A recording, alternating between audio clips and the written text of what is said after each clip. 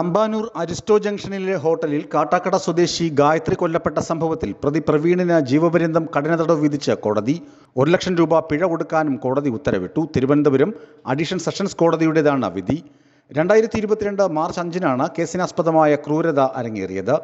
വീരണകാവ് ചാനൽക്കര വീട്ടിൽ സുജാതയുടെയും പരേതനായ മാരിയപ്പൻ്റെയും മകളാണ് കൊല്ലപ്പെട്ട ഗായത്രി. തലസ്ഥാനത്തെ പ്രമുഖ ജ്വല്ലറിയിൽ ജീവനക്കാരായിരുന്ന ഗായത്രിയും കൊല്ലം പരവൂർ സ്വദേശിയായ പ്രവീണും അടുപ്പത്തിലായി. വിവാഹിതനും 2 കുട്ടികളുടെ പിതാവുമായ പ്രവീൺ അക്കാര്യം മറച്ചുവെച്ചാണ് ഗായത്രിയുമായി അടുപ്പത്തിലായത്. എന്നാൽ ഇക്കാര്യം പിന്നീട് ഗായത്രി അറിഞ്ഞുവെങ്കിലും മുൻ വിവാഹബന്ധം വേർപെടുത്താമെന്ന് പ്രവീൺ വാക്ക് നൽകി. തുടർന്ന് തലസ്ഥാനത്തെ ഒരു പള്ളിയിൽ വെച്ച് വിവാഹം ചെയ്യുകയും ചെയ്തു. ഈ വിവരമറിഞ്ഞ് പ്രവീണിൻ്റെ യഥാർത്ഥ ഭാര്യ ജ്വല്ലറിയിലെത്തി ബഹളം വച്ചു. തുടർന്ന് ഗായത്രിക്ക് ജോലി രാജിവെക്കേണ്ടി വന്നു.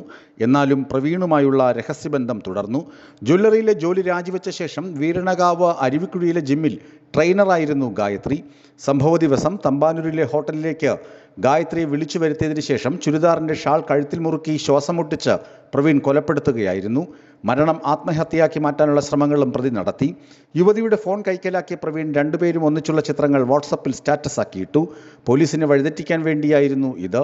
ഒന്നിച്ചുള്ള ചിത്രങ്ങൾ കണ്ട് വഴക്കുണ്ടായെന്നും തുടർന്ന് ഗായത്രി ആത്മഹത്യ ചെയ്തുവെന്ന് വരുത്താനുമായിരുന്നു ശ്രമം. എന്നാൽ ഇത് പൊളിഞ്ഞതോടെ ഇയാൾ പോലീസിന് കീഴടങ്ങി.